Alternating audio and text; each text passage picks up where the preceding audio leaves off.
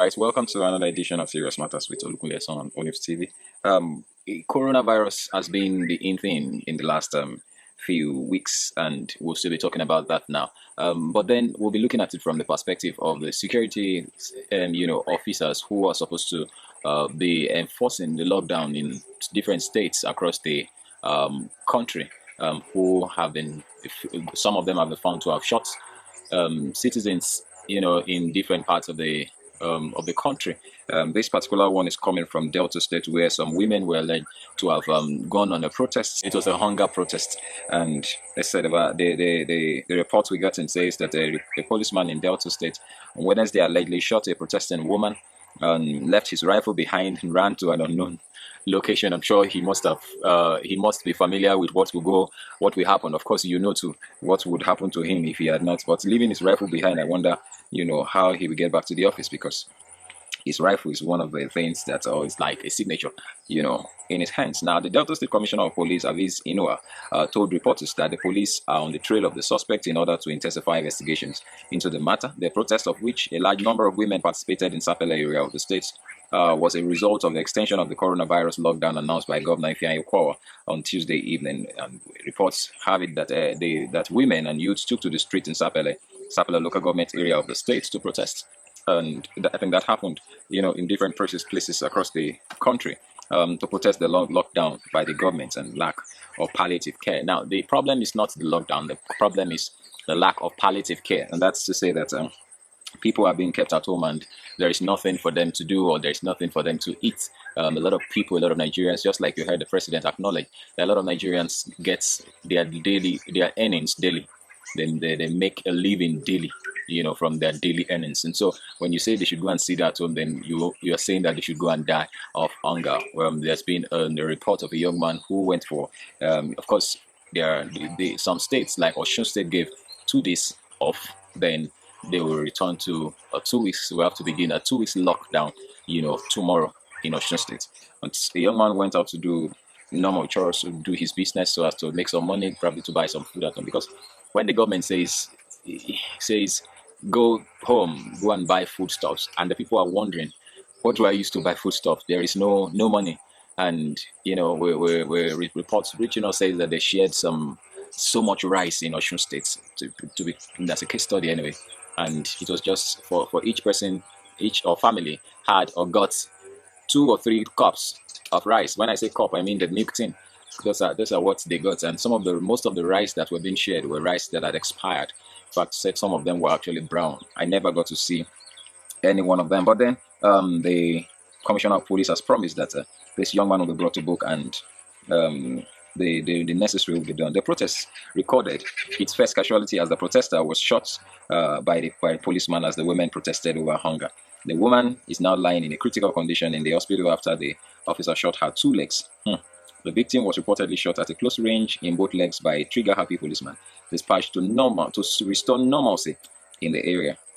The policeman was said to have immediately run away, leaving his service rifle behind in a desperate move to avoid mob attack. Of course, that's what would have happened to him, if he had not, taken to his heel. But reports have shown, other cases, military officials. This was done by an NSCDC official, police officers shooting people. As of yesterday, the 15th, reports have it that about 18 persons have been killed by police officers or by officials who have been given the assignments to enforce the lockdown. But then what they eventually do is to knock out life, from citizens that they are supposed to protect. Well, thanks to the bosses who are doing what they have to do, doing justice to these situations, and seeing to it that these people are brought to book. Well, what is it still on COVID-19? COVID-19 in Nigeria.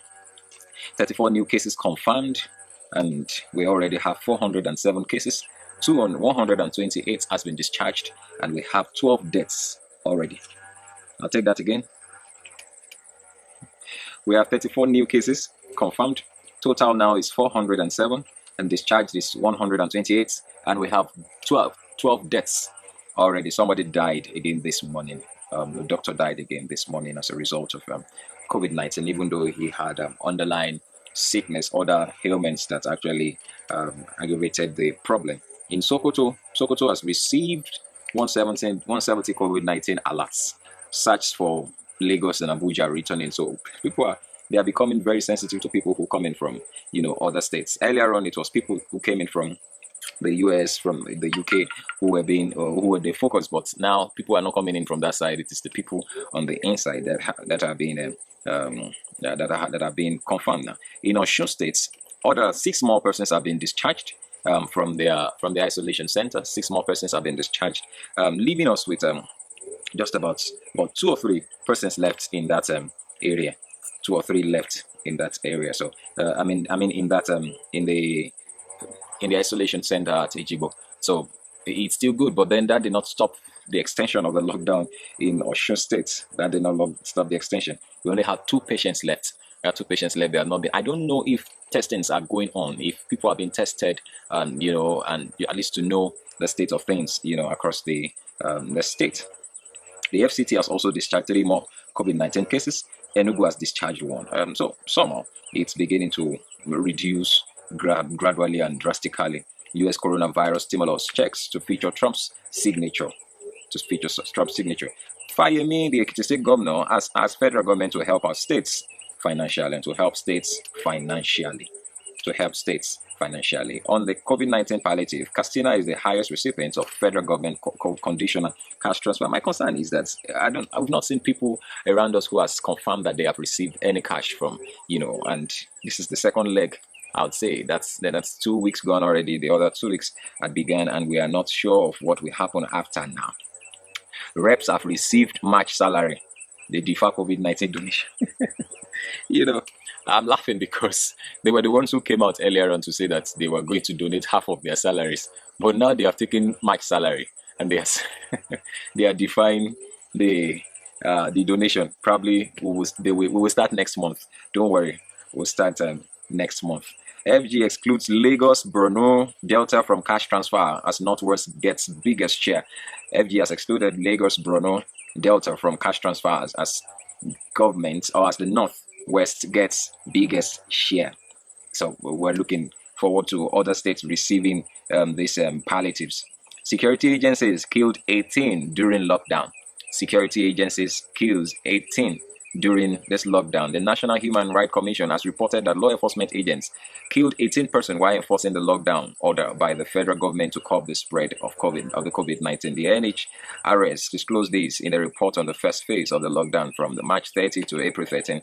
The commission said a total of 105 complaints bordered on human rights violations have been received from 24 states during the first phase of the lockdown. The executive secretary of the NHRS, Tony Ojukwu, said the complaints came from the Federal Capital Territory, Abia, Adamawa, Akwa Ibom, Bayelsa, Benue, Borno, Cross River, Ebonyi State, and several other places, Osun, Plateau.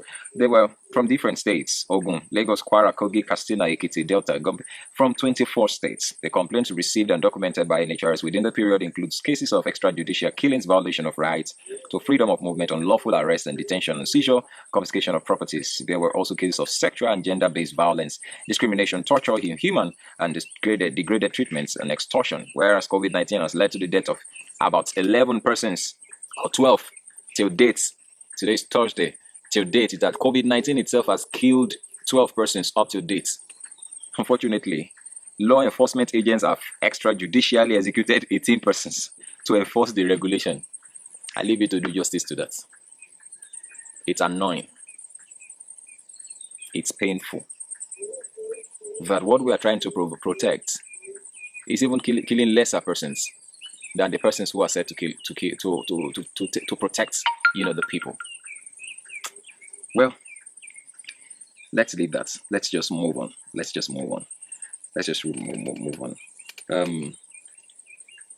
I had mentioned earlier on a woman that was being shot by a policeman during protests in Delta State. The Minister for Information has said that no Chinese doctor tested positive for COVID-19. Sure, there have been news making the rounds that 1 or 2 of the Chinese doctors tested positive, but the Minister for Information has come out to say that no Chinese doctor has tested positive. Several other issues bordering on coronavirus. Lagos has created 20 centers. FCT comes to residents' houses. And so they are beginning to go into houses to check You remember that Lagos State will started a house-to-house, door-to-door, search of active case, while they are doing the continue the tests. The number of tests are being done on a daily basis. So that is that's let me add one. We had the death of Kensaruwiwa's son, who has died of coronavirus in London. Kensaruwiwa's son dies of coronavirus in London. He had underlying ailments too, and so that led to the death of the man. I also mentioned earlier on that a hungry Nigerian man faints and dies at work. He does a banner job and then he faints and dies. Sex workers lament as clients shun their service during this lockdown. Sex workers are also talking, saying that clients are shunning their services. 23-year-old law graduate commits suicide over 28-day lockdown in Botswana. 23-year-old graduates commit suicide over 28-day lockdown in Botswana. That's the last one I'm just going to be running through. He's a popular activist overdoses. He overdosed himself at home, terrified at the thought of being stuck indoors for the next 28 days. In the early hours of Thursday, 2nd of April, not today, a day before Botswana was due to go into lockdown, 23-year-old Kowano Selaledi took their own lives. He was a gender non-conformist, meaning they did not regard themselves as either male or females. He's said to have overdosed on their depression medication at their home in Palapio. They were buried on this Wednesday in a quiet ceremony at their home village of Gabin. Described by friends and colleagues as a hero and lover of life, Saledi, an unemployed law graduate from the University of Botswana, was said to have been battling with depression for some time, and now coupling that with the 28-day lockdown, he could not stand that, committed suicide. Well, let me leave you with that update on coronavirus. Thank you for watching.